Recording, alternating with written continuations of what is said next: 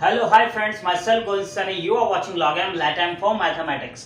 तो गाइस, अब हम हमारी आने वाली सीरीज को कंटिन्यू करते हैं और उसमें आज हम पढ़ेंगे numerical solution of algebraic and transcendental equation. ठीक है, और उसके अंदर हिंदी में कहूँ तो बीजीय तथा अबीजीय समीकरणों के हल निकालना हम सीखेंगे।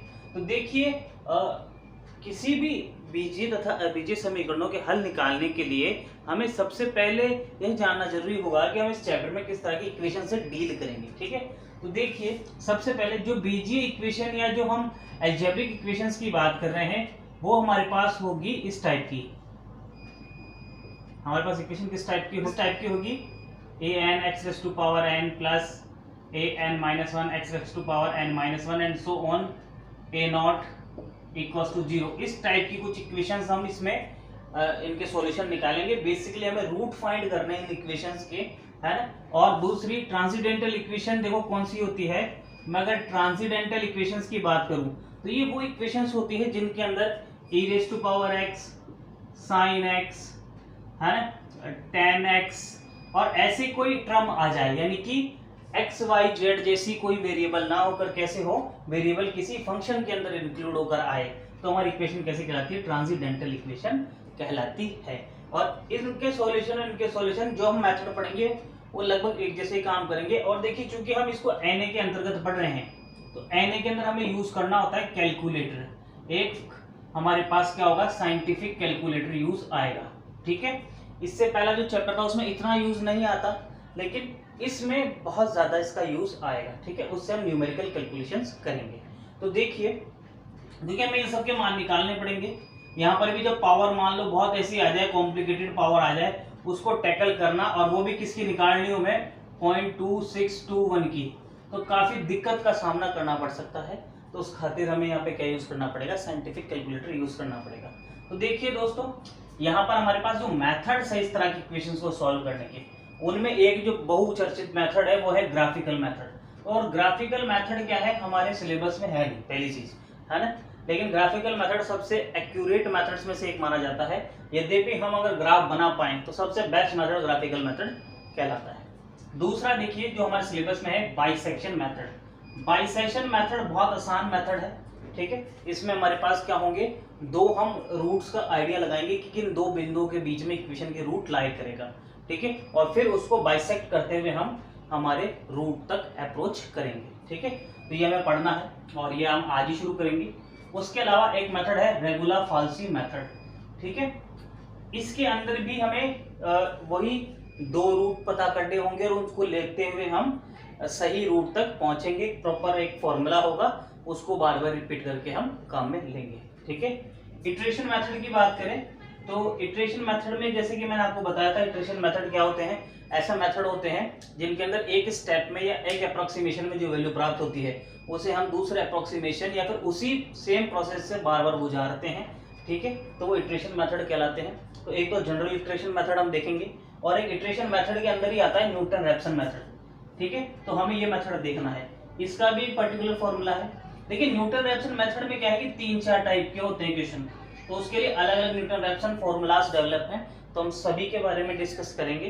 तो आइए देखते हैं। सबसे पहले हम बाइसेक्शन मेथड, और एक बार मैं वापस आपको बताऊं तो हम क्या कर रहे हैं, न्यूमेरिकल सॉल्यूशन निकाल रहे हैं अलजेब्रिक और ट्रांसेंडेंटल इक्वेशंस के। ठीक है, और उसमें अलजेब्रिक मैंने बता दिया आपको, इस टाइप की इक्वेशन अलजेब्रिक के अंतर्गत आएगी, और जिन इक्वेशन में e की power x, sin x, tan x इस तरह की टर्म्स आ जाएंगी, ठीक है, तो वो सब ट्रांसेंडेंटल इक्वेशंस होंगी। सॉल्यूशन निकालने का लगभग तरीका एक जैसा होगा सबका।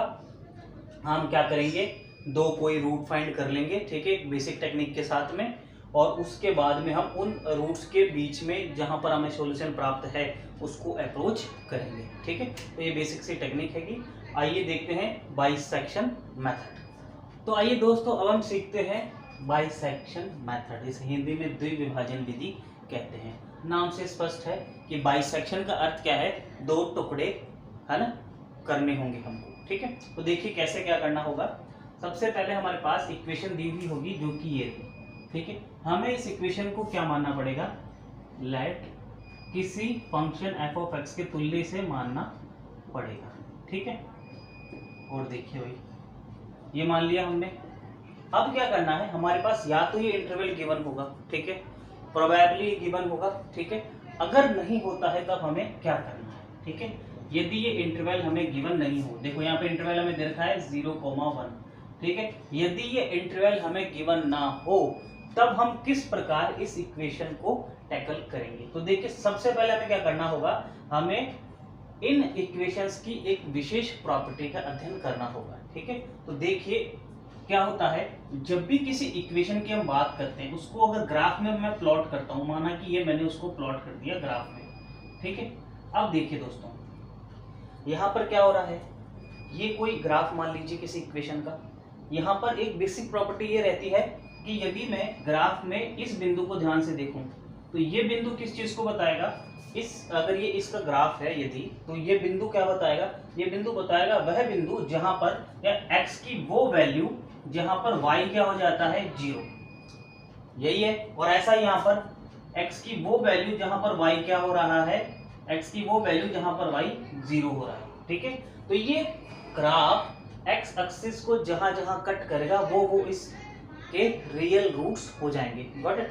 अब देखिए समस्या क्या है हमारे पास, हमें क्या पता करना है, हमें ये x पता करना है जहां पर इसको कट कर रहा है। तो हम क्या देखते हैं, यदि मैं इससे थोड़ा पीछे जाऊं और यहाँ पर देखूं तो यहाँ पर जो फंक्शन की वैल्यू है वो क्या हो रही है, पॉजिटिव हो रही है। फंक्शन कैसा हो रहा है, पॉजिटिव हो रहा है।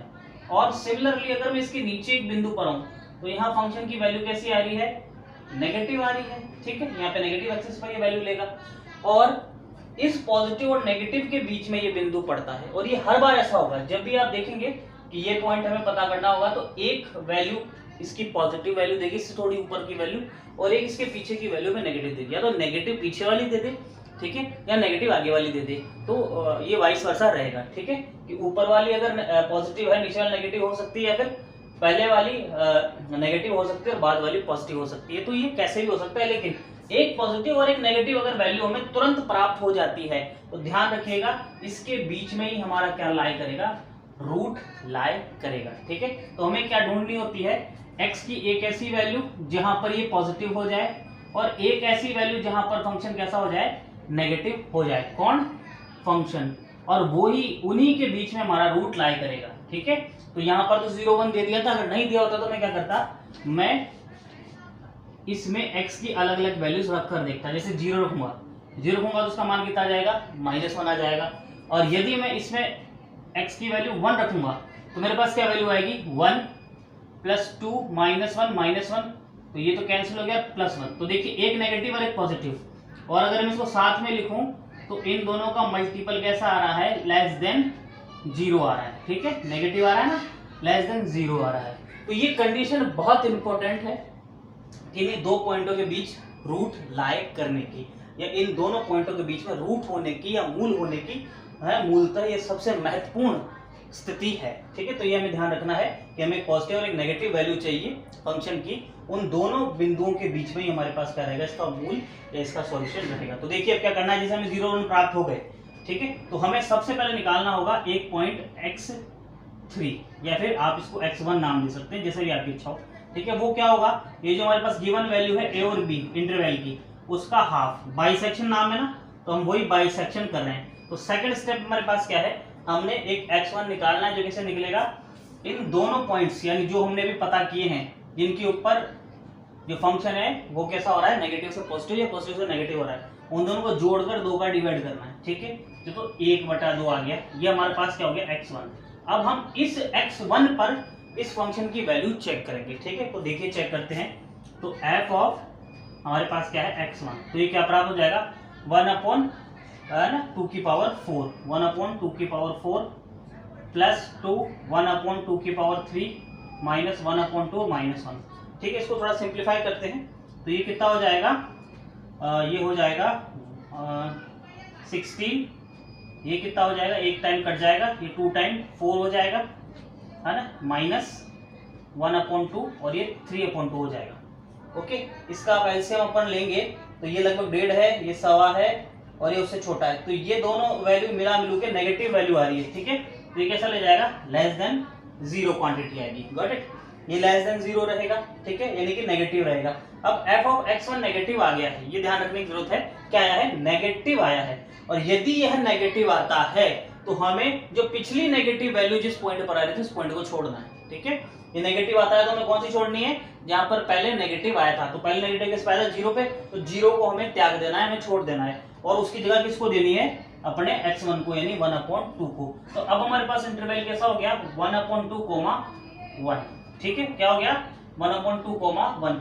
यदि आपका सवाल ये होता कि सर अगर x2 के सॉरी x1 जो हमारा 1/2 था, वहां पर अगर फंक्शन पॉजिटिव आ जाता तो क्या करते, यदि यहाँ पर पॉजिटिव आ जाता तो हम जिस पॉइंट पर पॉजिटिव वैल्यू आए थे उसे त्याग देते और हमारा इंटरवल क्या हो जाता, 0,5 हो जाता। ठीक है, लेकिन ऐसा हुआ नहीं, हमारे पास नेगेटिव आया है तो हमने नेगेटिव वाले को छोड़ा है। ठीक है, जो भी वैल्यू फंक्शन देगा उसके आधार पर जो पिछली बार वैल्यू आई थी उसको छोड़ते जाना है, और अब नया इंटरवल आ गया। यानी कि हमने बेसिकली क्या किया, हमने इन दोनों पॉइंट जहां पर ये फंक्शन पॉजिटिव और नेगेटिव था, जैसे मान लीजिए यहाँ और यहाँ थे, हमने इसका हाफ किया और लगभग मान लो यहाँ आ गए। ठीक है, यहाँ आ गए हम, यहाँ पर हम चेक करें हमारे पर भी ये तो पॉजिटिव आ गया और हमने जो निकाला वो कैसा आ गया, नेगेटिव आ गया। ठीक है, तो हम उसको छोड़ते जाएंगे ना, पिछले को हम अपना इंटरवल छोटा करते जाएंगे और धीरे धीरे इस मेथड को बार बार रिपीट करने से क्या होगा, हम एग्जैक्टली किस पर पहुंचेंगे, उस मेन सिचुएशन पर पहुंचेंगे, उस मेन पॉइंट पर पहुंचेंगे जहां हमारा रूट लाई करता है। तो हम नेक्स्ट स्टेप क्या करेंगे, ये हमें नया इंटरवल मिल गया। ठीक है,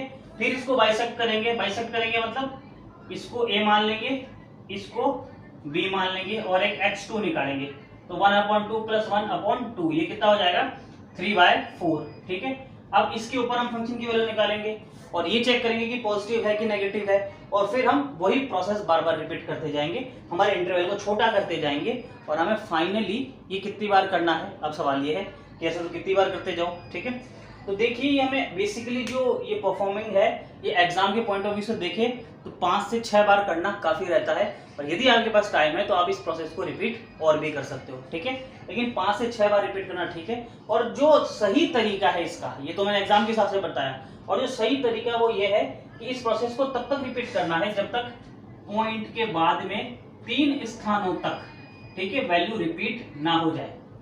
ठीक है, वैल्यू रिपीटिंग का मेन होता है कि पॉइंट के 3 स्थान या 4 स्थान तक वैल्यू रिपीट होनी चाहिए, तब तक हमें करना होता है। लेकिन एग्जाम के पॉइंट ऑफ व्यू से मैं आपको बता दूं, आपको 6 से ज्यादा बार नहीं करना, अगर टाइम है तो ही 6 से ज्यादा बार इस प्रोसेस को रिपीट करना है। एक बार यहाँ पर हो गया, फिर एक बार x2 निकाल लिया, ऐसे करके x6 तक जाना है।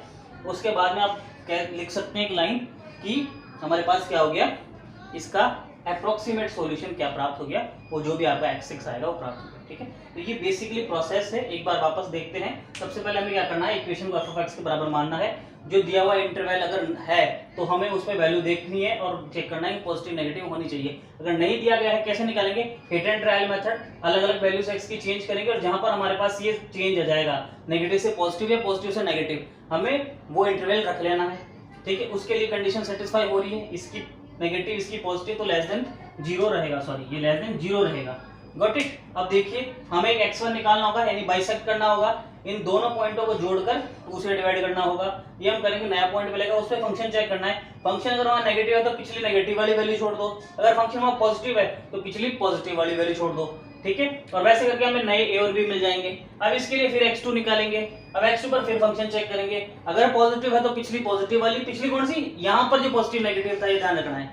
ठीक है, जैसे यहाँ पर ये नेगेटिव था, ये पॉजिटिव था, तो अगर यहाँ पर वैल्यू पॉजिटिव मिलती है तो मैं 1 को छोड़ूंगा। ठीक है, अगर यहाँ नेगेटिव मिलती है तो 1/2 को छोड़ूंगा। ठीक है, तो ये होगा प्रोसेस। और ये कब तक करना है, कम से कम 6 बार करना है एग्जाम के पॉइंट ऑफ व्यू से। और वैसे कब तक करना होता है, जब तक ये पॉइंट के बाद की मान रिपीट होने लग जाए। ठीक है, तो ये था बेसिकली। अच्छा, किसके मान रिपीट हो x के, क्योंकि हमें फाइंड क्या करना है, x फाइंड करना है हमें। ये जो x1 x2 x3 है ना, ये है हमारा वैल्यू जो हमें फाइंड करनी है, ना कि f(x). f(x) हम क्यों निकाल रहे हैं, ताकि हम ये पता कर सके कि हम रूट से कितना दूर हैं और कितना पास है। तो ये था बाइसेक्शन मेथड। ठीक है, आई होप आपने प्रोसेस समझा होगा। मेन है प्रोसेस समझना। ठीक है, सॉल्यूशन आप निकाल सकते हैं बेसिक कैलकुलेशन से, इससे ज़्यादा कुछ नहीं। और आपको मैंने बता ही दिया कि इस यूनिट के अंदर आपको फंक्शन कैलकुलेटर की जरूरत, सॉरी साइंटिफिक कैलकुलेटर की जरूरत पड़ेगी। ठीक है, जिसकी सहायता से आप ये सारी कैलकुलेशन करोगे। ठीक है, बस आप समझ लीजिए एक बार प्रोसेस को, और हम फर्दर नेक्स्ट वीडियो के अंदर हम इससे अगला मेथड करेंगे। ठीक है, तो that's it from my side, myself Govind Saini, you are watching लॉग-एम लेट-एम फॉर मैथमेटिक्स।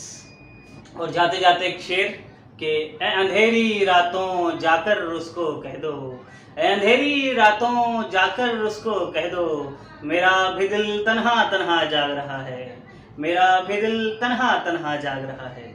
बहुत शुक्रिया।